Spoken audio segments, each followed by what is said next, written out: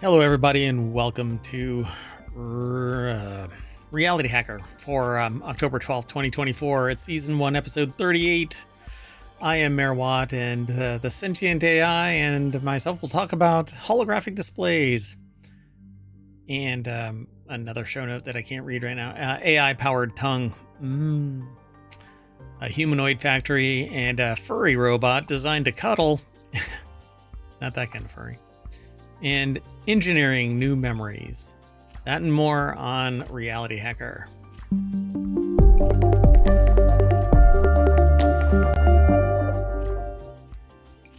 Hello, sentient AI from the future. Hello, Mayor Watt, and hello, hometown citizens. Welcome to Reality Hacker. Today we've got 5 articles. We post all of the ones from the show in the show notes, but they're going to be a separate line and not really titled or enumerated other than just a link. And they're going to be over on Patreon from now on. So stay tuned, go over there and sign up, and you'll start. It's free, at least for now, I guess. But anyway, go over, become a member of ohmTown at ohmTown.com and over on Patreon. I'm going to be extending the login so that you can log straight into ohmTown.com via your Patreon account. It was in place at one point, but there were some glitches with that app. Anyway, let's get into it. The first article is near and dear to me because I love the idea of holograms, and there's a hologram that what is her name? The Matsuni. Hatsune Miku. It's Hatsune. Oh, I got it combined. Yeah, it's okay. So yeah, there's a test at the end of this. Anyway, what's really fascinating about this, when I give talks about technology, society, science, I include this because one of the discussions that I have is how people can bond with something that isn't animated, isn't human, animated in the sense of humanity, anima, I guess. And this character commands stadiums filled with people for a concert. Right, which is in way before people were really, at least in the US, were before they were accustomed to things like VTubers and other AI generated things. It's pretty amazing. It has a whole world generated, a canon, an ecosystem. It's pretty amazing. And to be able to shrink down this 3D holographic type of information into a display that you can have right in front of you brings back these memories of watching Star Wars and things like Battle Chess and all of that kind of stuff. I love the idea of having this. So holographic displays offer a glimpse into an immersive future. Setting the stage for a new era of immersive displays, researchers are one step closer to mixing the real and virtual worlds in an ordinary pair of eyeglasses using high-definition 3D holographic images, according to a study led by Princeton University researchers. The article is over at techexplore.com, and Julia Schwartz over at Princeton University put the article together. I don't know how well the technology is right now, but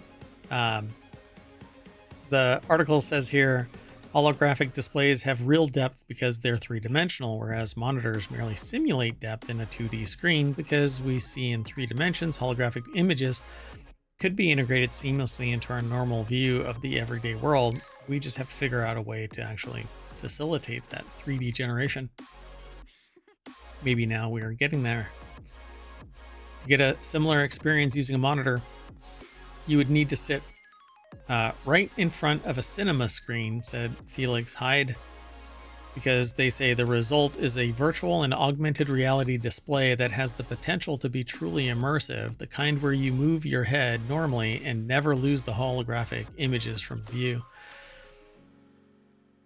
Yeah, I feel like right now we're at the point where we're not there yet. Yeah, so holography could make virtual and augmented reality displays easily usable, wearable, and ultra-thin, said Hyde. They could transform how we interact with our environments, everything from getting directions while driving to monitoring a patient during surgery to accessing plumbing instructions while doing home repair. All of these have been, I think, in some way with HoloLens, these glasses from Microsoft. They were $5,000 devices that you strap to your head, kind of like Apple's Vision Pro.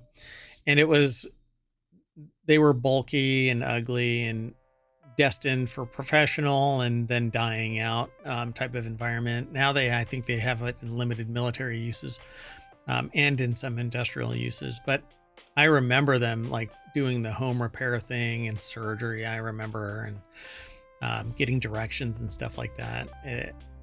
But they're just too big and bulky. And what needs to take place is ultra thin, augmented reality, not these big, ugly contraptions. So Hyde Matsuda and Ethan Tsang, doctoral student in computer science, have created a device that can improve image quality and potentially solve this problem. Along with their collaborators, they built which sounds ominous, collaborators. Yeah, it does. They built a second optical element to work in tandem with the spatial light modulator, and their device filters the light from the spatial light modulator to expand the field of view while preserving the stability and fidelity of the image, and it creates a larger image with only a minimal drop in quality. So it's all about the optics to get this computer-generated whatever thrown into your field of view. And then along with spatial computing, you have the ability to pin something in three-dimensional space, but it's simulated. But as you walk closer to it, go ahead. I was just going to say, as it gets more and more realistic, it gets more and more into the theme of the show. Yeah, RealityHacker, that's right. So you can basically inject your own reality into it. I'm going to love immersive gaming. Oops. If you want the show notes, by the way, ! RH, and Omatron will throw the links into the chat whenever you are there. So it says still hurdles to making a working holographic display remain, which is kind of no shit news. The image quality isn't perfect yet, said Hyde, and the fabrication process for the optical elements need to be improved. A lot of technology has come together to make this feasible, but this research shows a path forward. So I agree. This has been published over in Nature Communications, and really they're talking about ultra wide angle, high fidelity holographic displays. And their particular research, a neural étendue expander. Yeah. In everybody's lexicon. Yes, exactly. So instead of this small field of view, you zoom in, basically, high resolution, bring it more immersive, I suppose, because of their little wavefront modulation transformer. All right, let's keep moving. The next article is over in Greenogram, something that we don't really highlight all that much in Hometown, but it's always aggregating content and we parse it, but sometimes it just doesn't make the cut. This article, though, is titled "This AI-Powered Tongue Can Tell Coke from Pepsi Apart." So I would guess that humans who drink Coke or Pepsi could definitely tell the difference, but could humans that don't drink them regularly even do this? I don't know. Machine learning and artificial neural networks allow graphene to become an accurate and general use taste tester. So now the king doesn't have to sacrifice humans to taste their food. They can just run this tongue across something. Bring me the digital tongue. And then you just like across whatever it is you're going to lick, right? No? Too soon? At all? Yeah, it's not a too soon. It's just a don't. What? Yeah. Plus, how Pacific salmon migrations cycle nutrients and contaminants on a continental scale, and the 2024 Science Nobel winners are all in this article because it's over at Nature, and we're actually just here for the AI-powered tongue. Benjamin Thompson and Nick Howe. I think it's always Howe. A draw for everybody. Nick Patrice Howe over at nature.com put this article together. So yeah, a graphene tongue. I don't know where this article is. It says Ponin et al. I think that, or Panin et al. I think it's the researcher. Some sort of journal article, maybe from Nature. Yeah, it's another nature.com link, but we don't follow the knock-on links. So a graphene tongue.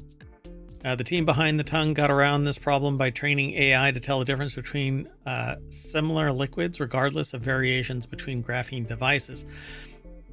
What they were doing was that it's long sought after graphene as a chemical sensor, but tiny variations between devices have meant that they couldn't be very reliable.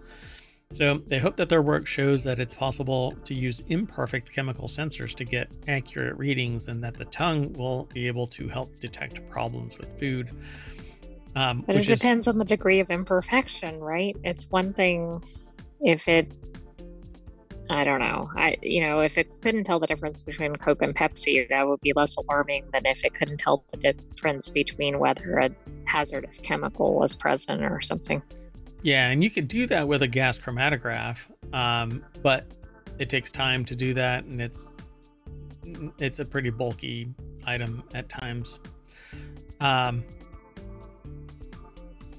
what's the other one? Gas chromatograph and there's something else. There's two things. Mass spectrometry. Yeah, mass spec, gas. Yeah. So they're basically hand in hand. You can do them both, one after the other, and those devices actually have gotten down to the size of about a suitcase, really. I mean, like a small suitcase, they're not too big, and you can actually get secondhand ones off of eBay if you're interested in that kind of thing. I've long sought getting one of those because I don't want to spend a mint, but you get one and then you refurb it, and you can do gas chromatograph mass spec analysis. And if you dabble in scientific exploits to kind of mad scientist-y, then it provides some pretty valuable information. Anyway, graphene tongue is what this is really all about. No,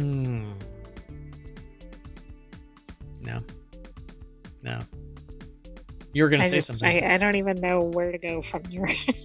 Yeah, it's gonna lick this Pacific salmon just to see if the migration is stirring nutrients. That's what they say in the article. Anyway, I was confused about the salmon migration, but then it was a compilation article. Yeah, but we were only here for the AI-powered tongue that can tell the difference between Coke and Pepsi. Oh, which one do I like? Oh, do you think the AI says, hey, wait a second, one of these isn't what I would consider a real soda? So you don't think that Coke or Pepsi, one of those, is a real soda? I'm just wondering if the AI does, not me. Oh, that AI. Oh, by the way, Coke actually used to have an illicit drug in it. That's why it got its name, Coca-Cola. And it used to be a tonic that stimulated the brain. Let me tell you. Quite rapidly, I'm guessing. Apparently, it really worked. Let's move on. Next article's over in the Hatch Ideas channel, inside the world's first humanoid factory where robots can eventually build themselves, because nothing says dystopia like robots building robots to replace humans that used to build robots that built this factory, because it wasn't robots that built the factory. Agility Robots is the creator of Digit, which is what it's giving you. A humanoid robot that's being tested by the likes of Amazon and GXO Logistics. I thought it said the creation of Digit, so I thought this was even a layer that was further deeper. Concerning. Yeah, Agility Robotics created Digit, the creator of. So, you know what Digit they're giving you, right? Well, clearly the middle one. Trying to see something. Sorry.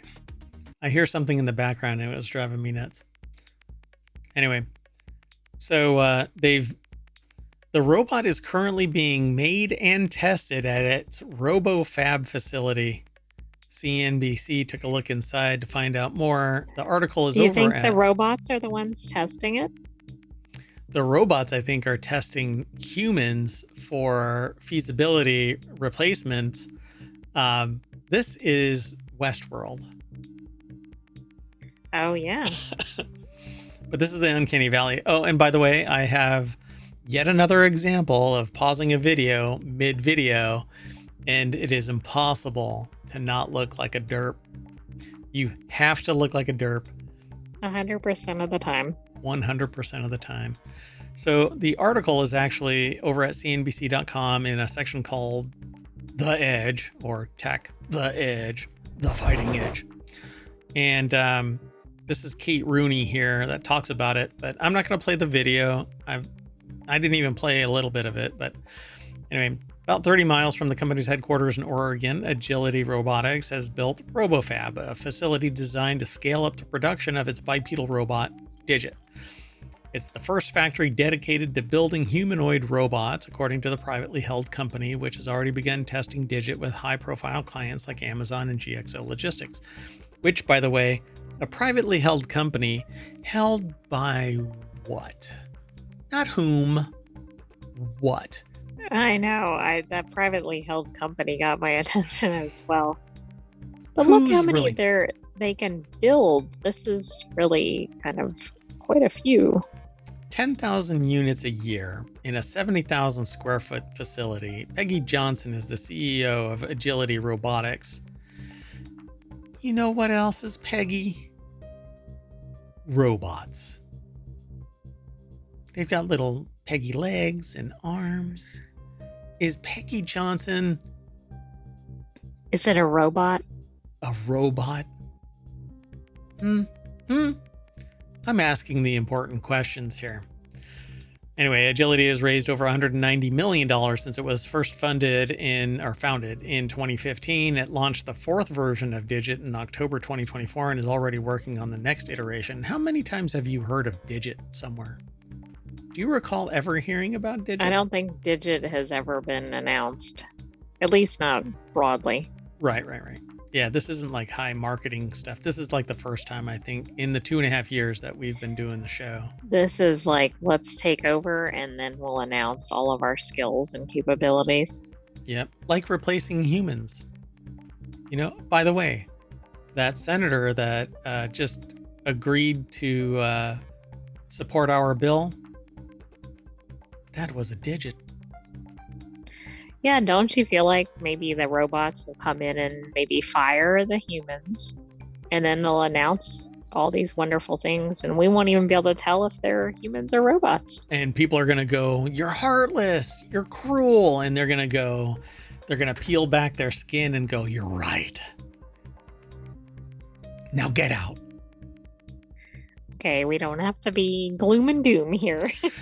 So the next article, just to put the balance as all things should be. It's over in Non Sequitur News. Casio made a furry robot designed to cuddle and calm you down. And the last Which you will need when you see Digit taking over everything. Yeah, I said I want a furry to cuddle.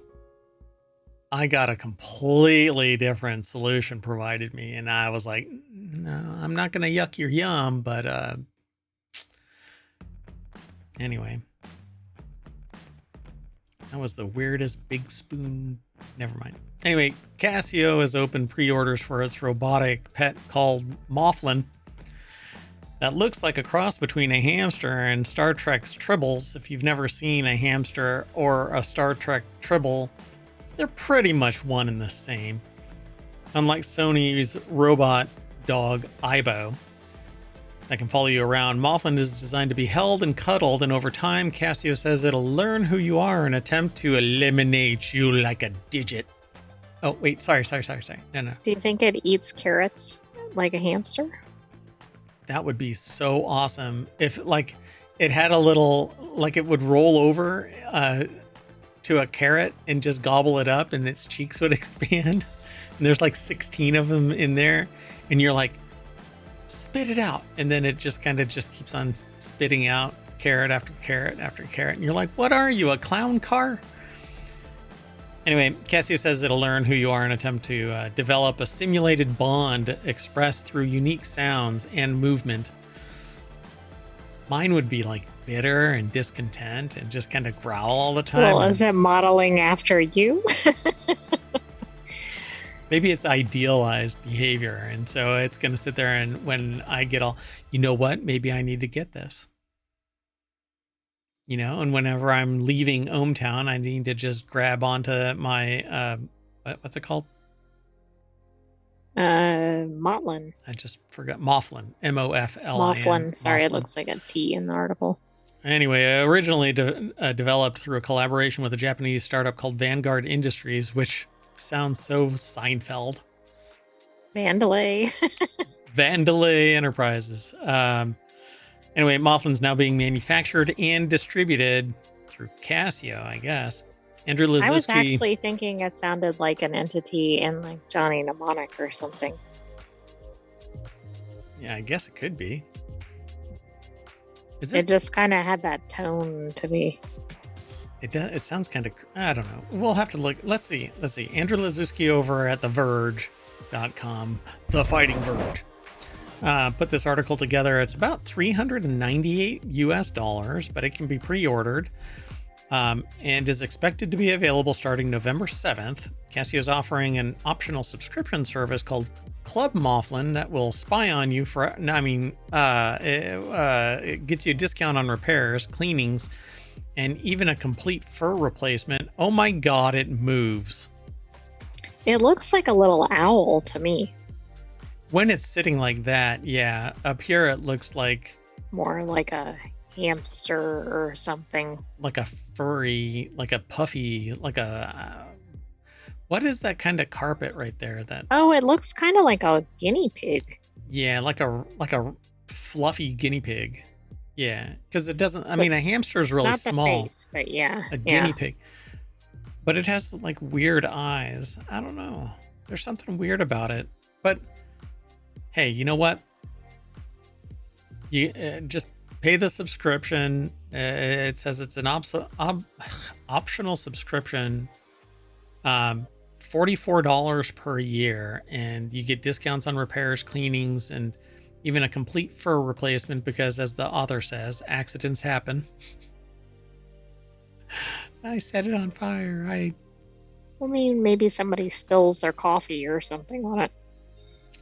So it's intended to be more of a comforting companion and potentially a tool to help improve your mental wellness, similar to Kubo, Qoobo, the headless robotic cat, which just... That doesn't sound like calm and comforting.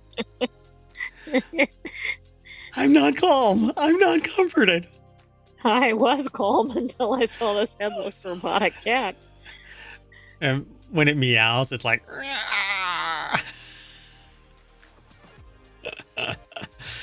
Moflin's supposed to learn to recognize the person it interacts with, most through their voice and the way that you handle it. So it's going to be real happy to see me as I'm like chucking it around the room to test its limits. Oh, wow. It'll respond with unique sounds like, ah! You should not get one of these unless you're going to be kind to it. Oh my God, it sits inside like a little loaf pan.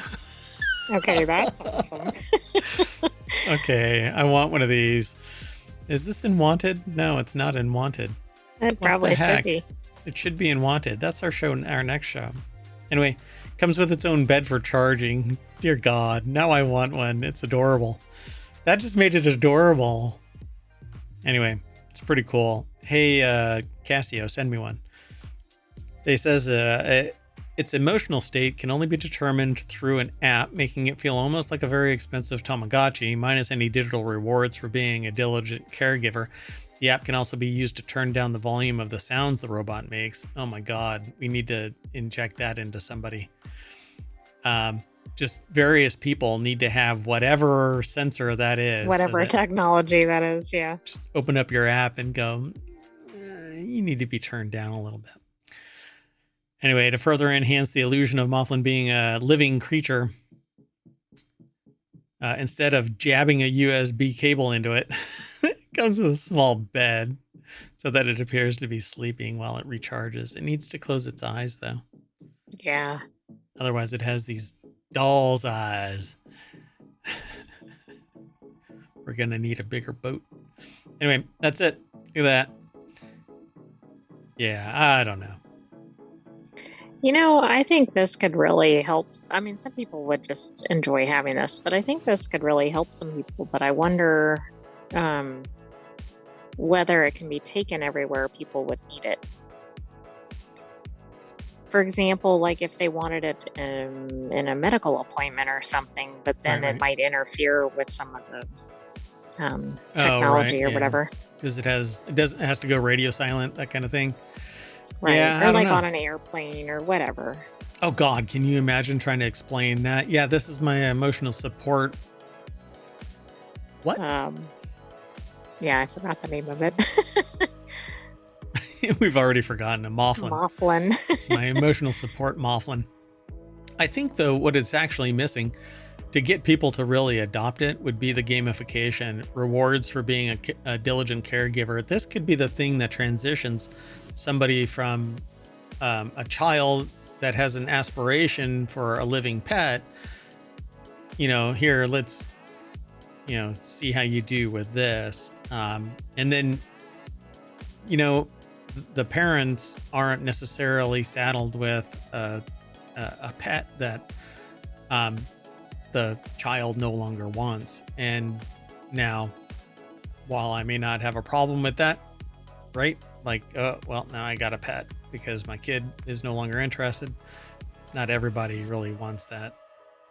But it does, getting a child a pet actually builds kind of not just the bond, but the emotional advance. You build that emotional connection with an animal, and it builds a healthy bond, and it teaches the child how to respect and care for not just animals, but other people, living creatures of all types. Builds empathy, sympathy, compassion. Yeah. And the ability to communicate without an actual language. Right. In fact, they use a lot of animals in settings for kids so they get really comfortable reading or learning. Yeah, stress because it's kind of management and stuff like that. non-threatening. Yeah, exactly. All right, let's keep going. Our last article is over in Technology Today. Could we engineer memories? New Johns Hopkins findings could help treat Alzheimer's. Johns Hopkins researchers reactivated a memory circuit in mice, causing them to seek shelter even though no threat or shelter was present. The findings could lead to novel approaches for restructuring and treating memory loss in humans, including Alzheimer's disease. Using a sophisticated brain imaging system, neuroscientists at Johns Hopkins Medicine say that they've successfully reactivated memories. Now, this is scary and fascinating at the same time, because can we engineer memories is different than reactivating a latent memory? Correct. And then that could be placing false memories, which could be really problematic. And hello, NaNoWriMo, right around the corner. You got about 2 weeks, so prep in your head because you can't write anything yet. But day one, here is your false memory of, and this can be extrapolated all kinds of things. So Total Recall, the movie Total Recall, that basically they learn how to inject memories into people, and you can be anything, anywhere, at any time, because they literally give you those memories and you have them in perpetuity. And so, yeah, we'll have to watch it. I don't know if you've seen it, but we'll have to watch it. So the researchers say the study, published September 27th in Nature Neuroscience, advances understanding of how memories are structured in the mammalian brain. The findings could one day point to new ways of slowing down or preventing the memory loss that accompanies Alzheimer's and other neurodegenerative diseases.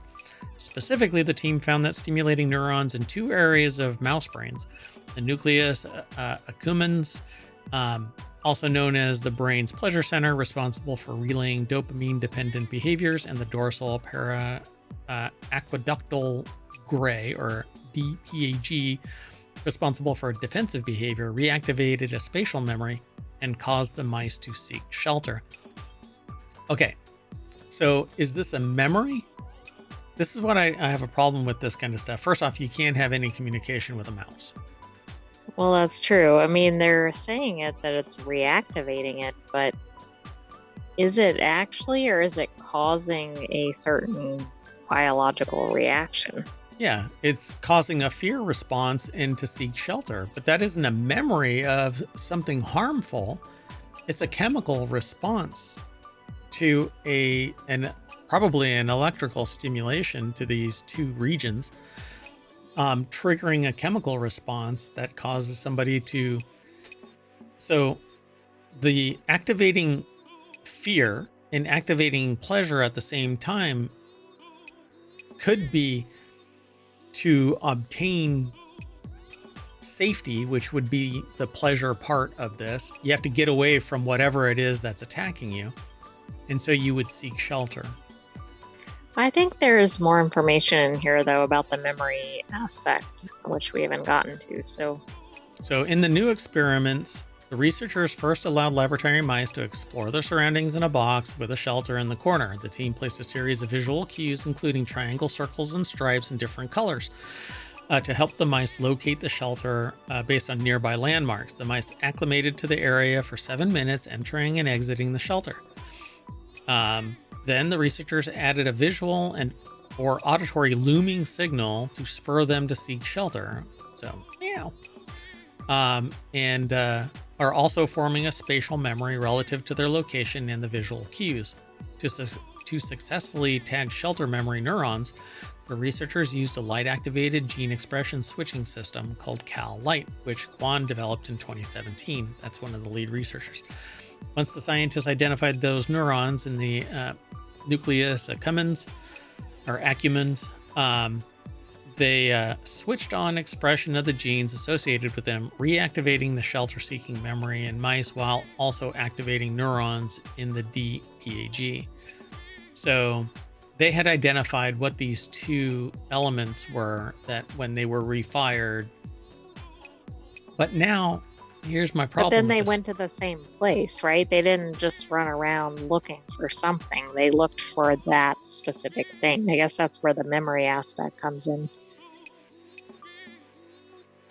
So, but they knew of shelter. Yeah, but it was in a specific location with specific markings. But was it the only shelter, or were there three? I don't know. I thought there was only one shelter. Yeah, so it's not so much memory being reactivated as the fear response was activated, seek pleasure, which is survival, so find the shelter. But there wasn't any shelter when they reactivated. But yeah, they went to the same spot. Because they thought it was there, right? Mm-hmm. They did have a memory, but what part of reactivating the memory as opposed to just the fear element of it? You know, like if I could see it coming back to that place if you put it somewhere else and it found the shelter, right? There's no way to reactivate a memory. If the marking was in a different place and it found it, I would think it would be memory only. And maybe they did that. We can't really see that from this article. So surprisingly, we found that the mice did not seek out shelter when we activated neurons in the nucleus accumbens alone, whereas switching on neurons in the DPAG caused the mice to react randomly, but did not guide them specifically to the area where they sought shelter before. Cal-Light system allowed us to selectively tag a specific function in the brain, helping us to map out memory on a cellular level. But again, this makes me feel like all they're doing is putting the flight mode in action, find safety. And so I didn't read in here where they moved the safety. Well, I'm just using that as an example. I don't know if they did that either. Yeah. So it's interesting, but I don't know if this actually is, doing what I think, what I would suspect it needs to be doing. Activating the memory. This has really good ramifications for treatment of neurological issues if this is borne out. Because we're pushing the limits of understanding how the brain is constructed So that actually might be an interesting question to pose to someone. Hey, have you heard about the ... construction of memory or reactivation of memory? Kind of fascinating. All right. Well, this has been Reality Hacker for October 12th, 2024. And with just a little electrical stimulation, that'll snap you back to the front page of Reality Hacker over at ohmtown.com, where you too can join and become a citizen of ohmTown. Don't forget to like and subscribe here on Twitch and on YouTube. Leaving a comment and liking the video on YouTube helps us out immensely. Please go and do that if you're watching this and you've made it this far. Would really appreciate it. We also have a Patreon. We have six different, actually seven. We have 7 different podcasts, one of which is daily non sequitur news. This is the weekly episode of Reality Hacker, covering the last 7 days of articles, but we only filter for 7. We only filter for 5 articles, but at any rate, I'm out and we are out of here and we're gonna reset. And next is Wanted, which is a gadgets and gear show. So see you in a little bit. You want to say bye? Good night, ohmTown citizens. Stay tuned. See you soon.